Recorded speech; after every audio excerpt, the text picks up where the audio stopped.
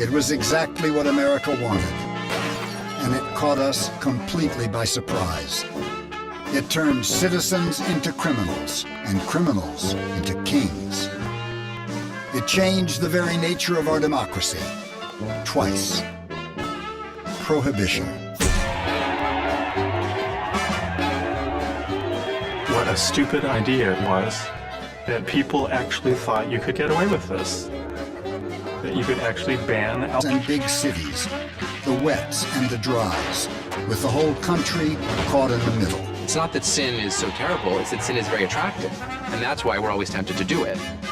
You drank to show that you were a man, but you get drunk and our greatest heroes were also our greatest criminals. Some call it bootlegging, some call it racketeering. I call it a business.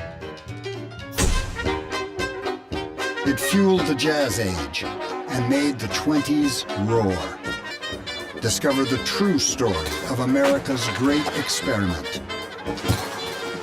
Once the government begins forbidding things, then somebody will come along and say, I got it. Step around the corner.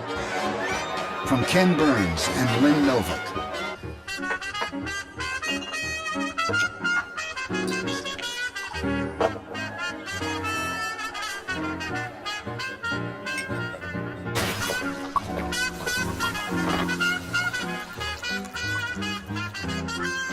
It's this question of how much can we tell other people about how to live their lives?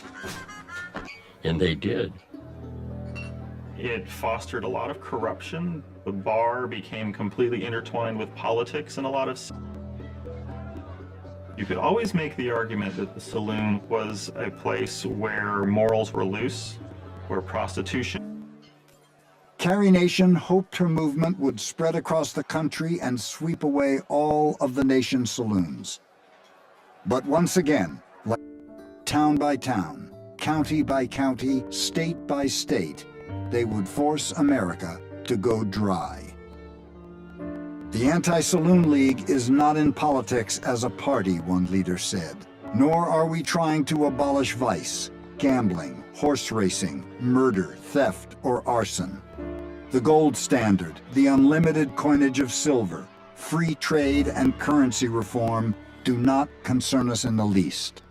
Thanks largely to the tireless efforts of the Anti-Saloon League and the WCTU, Georgia and Oklahoma had joined Maine and North Dakota and passed laws restricting liquor statewide.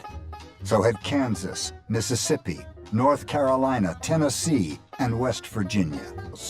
Virginia, Arkansas, Alabama, Nebraska, Oregon, Washington, Colorado, and Arizona. Because of local option laws already on the book.